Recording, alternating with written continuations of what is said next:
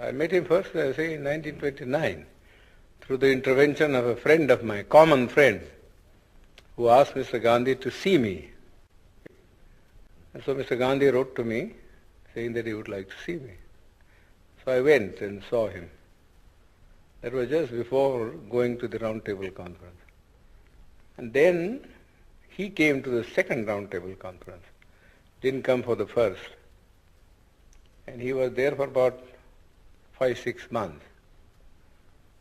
And there, of course, I met him also and faced him also. Then, once thereafter, he also, after the signing of the Pune Pact, asked me to come and see him. So I went to see him. He was then in jail. But that's all the time that I have met him.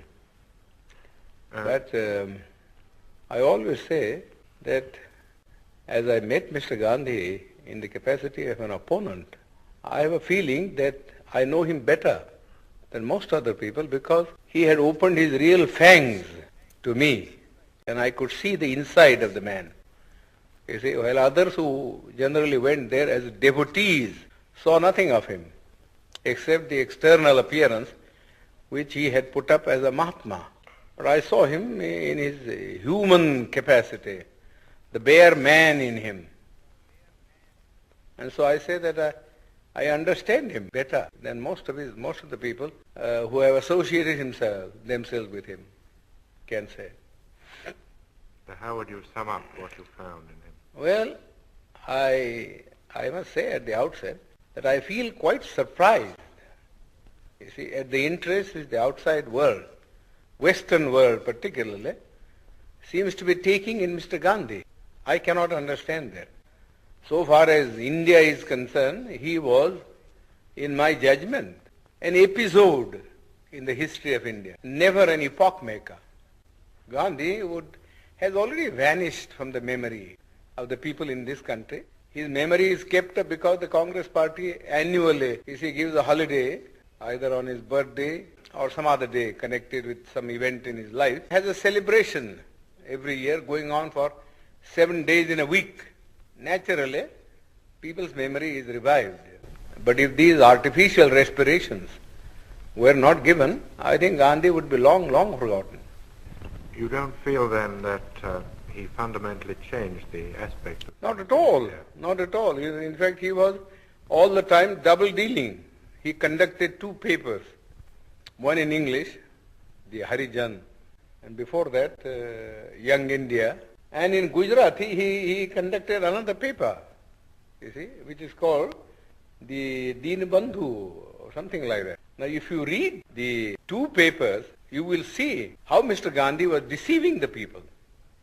In the English paper, he posed himself as an opponent of the caste system and of untouchability, and that he was a Democrat. But if you read a Gujarati magazine, you will see him a more orthodox man. He has been supporting the caste system, the Varnashram Dharma, and all the orthodox dogmas which have kept India down all through ages. In fact, somebody ought to write Mr. Gandhi's biography by making a comparative study of the statements made by Mr. Gandhi in his Harijan and the statements made by Mr. Gandhi in his Gujarati paper.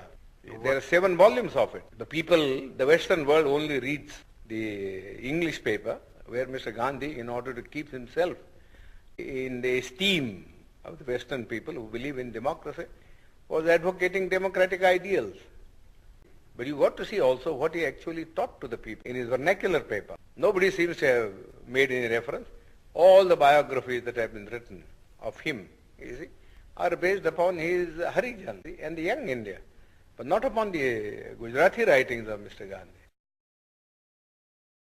Then what were his real intentions with regard to the scheduled castes in the structure? Well, he only wanted, you see, there are 2 things about the scheduled caste.